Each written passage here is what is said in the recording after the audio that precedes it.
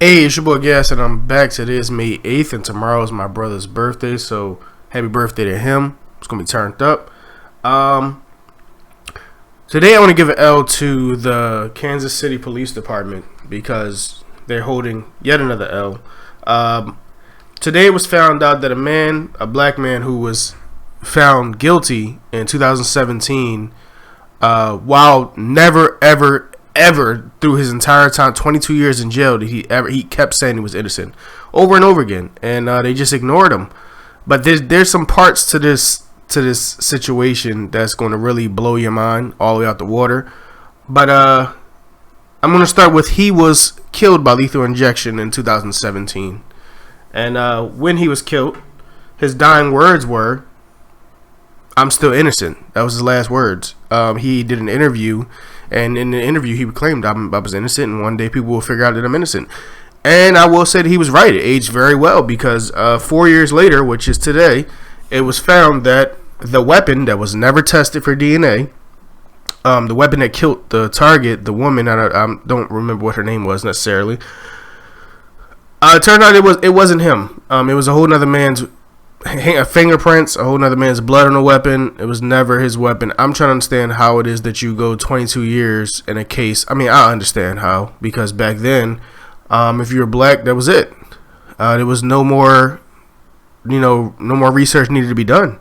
They didn't have to dig too deep. Oh, there's a black man here. He killed somebody. Business as usual. They just kept it where it was at. And today, in the year 2021, we're finding out that a lot of black men were wrongfully accused and killed, or wrongfully accused and serving time in jail for things they never even did, and they still are saying they're innocent to this day, and were ignored by multiple police departments across this country.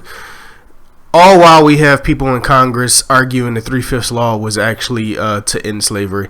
I'm very confused by everything that's happening in the world right now, but I'm just gonna rock with it. I'm gonna rock all the way with it. This man literally died for no reason, and there's something to be said about somebody who, through 22 years, never says that they did it. They always say, "I'm innocent." I feel like after a while, somebody has to then look at the red flags and say, well, if he's been in 22 years, I mean, at some point you got to think the jig is up. And if the jig wasn't up after 22 years, that should tell you that he may be telling the truth. But like we've seen in the Central Park 5 and multiple other situations from during that time, these people were ignored and served ridiculous amounts of time for things that people nowadays barely even serve a month for.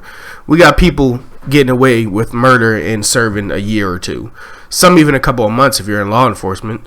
So it's out of control. It's painful to hear, but these are the things that we need to put out there and bring to people's attention. This man's name was Lendell Lee. Lendell Lee didn't kill anybody. I want to let everybody know Lendell Lee was in jail and he was killed by the Kansas City Police Department, Kansas City, and he was innocent because they neglected to test the weapon, the actual tool used in the murder, for DNA. That's how simple it would have been to let him off. Test it for DNA and he would have went home and spent time with his family.